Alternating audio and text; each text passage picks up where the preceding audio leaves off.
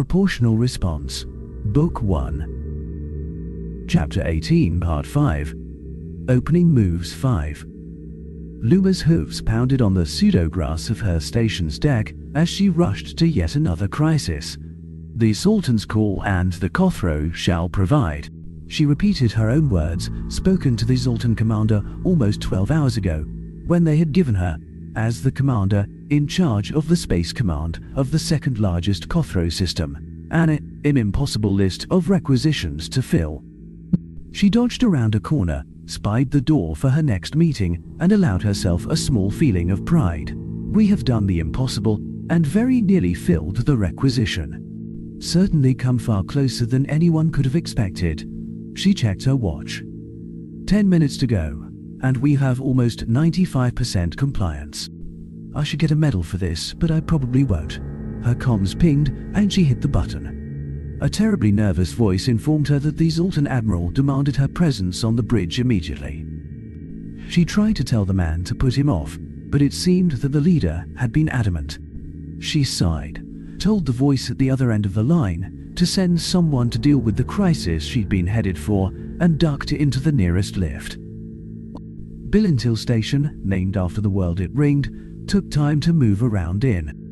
Luma hadn't realized how far from her command center she'd roamed over the last 12 hours, until the high-speed lift took several minutes to carry her back, even after some nervous youngster in CC, and put the lift on a direct, non-stop priority path.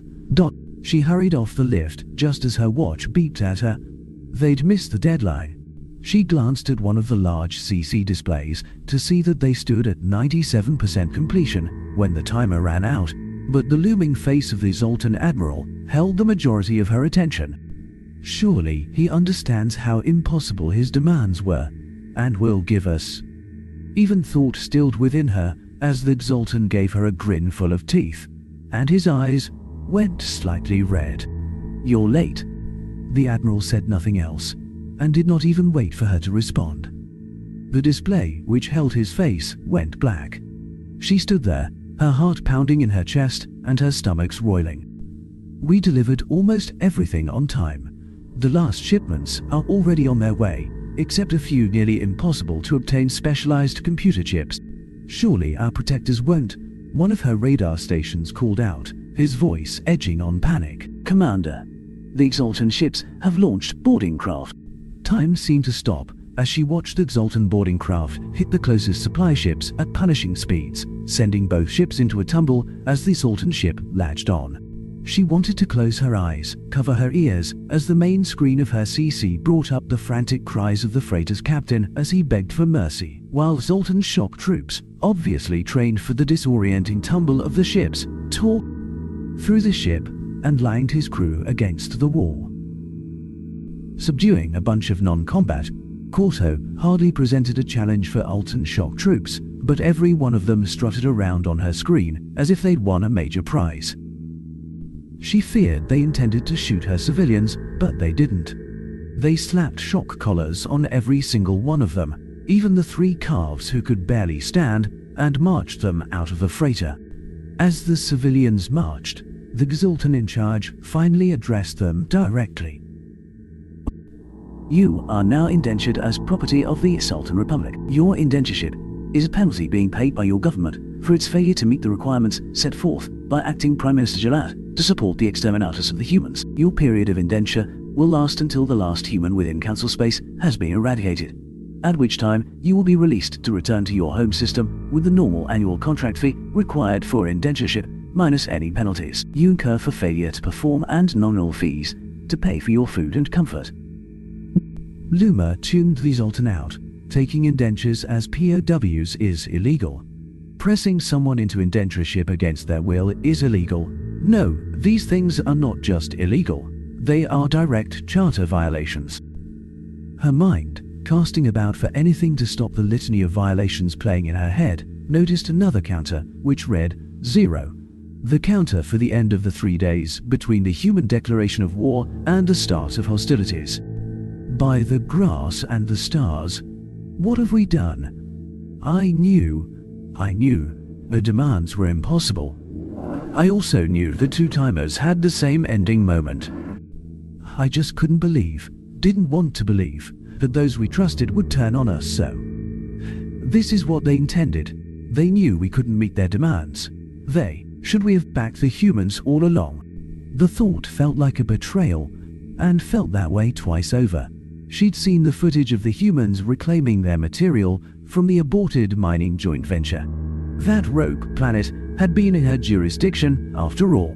She'd known the evidence presented by the congregation to the council had been false, but she'd held her tongue, followed her leaders like a good Cothro. She stood there, numb, unable to even comprehend as the Zoltans boarded one ship after another. A few tried to flee, but the Zoltans killed everyone aboard the first fleeing ship they caught and broadcast the slaughter. The others cut engines. After an hour, she received reports through the Kisi of other Quarto worlds subject to the same demands by the Zoltan, only to be saved by the humans who charged in like fully trained bullfighters. No help came here though. Not for her, not for the woman who held her silence. Ifnith Osner sat back in her tree, with her tail twitching in time with her jaw as she gnawed on the bone of the rockbird her crew killed that morning. She looked up at the night sky and suppressed a snarl at the stars twinkling down on her, the stars from which the hated hunters came. Her claws sank into the tree as she watched the stars for signs of another hunting ship coming down. Part of her hoped to see one, to get another shot at vengeance against the hated voters of her kind who had dropped her here. Part of her hoped not to, in order to spare the others of her small troop the risk inherent of confronting well-equipped, well-armed voters with the meager weapons they had managed to fashion together, or loot from the bodies of those they'd managed to ambush. Her mind wandered as she searched the skies. 25 years. I was only 7 when they dropped me off here, after Mother refused to spread her legs for that damned voter woman. The guards who shoved the tracker into my leg told me I'd be dead in a few weeks, and I would have been if I hadn't managed to dig the damned thing out.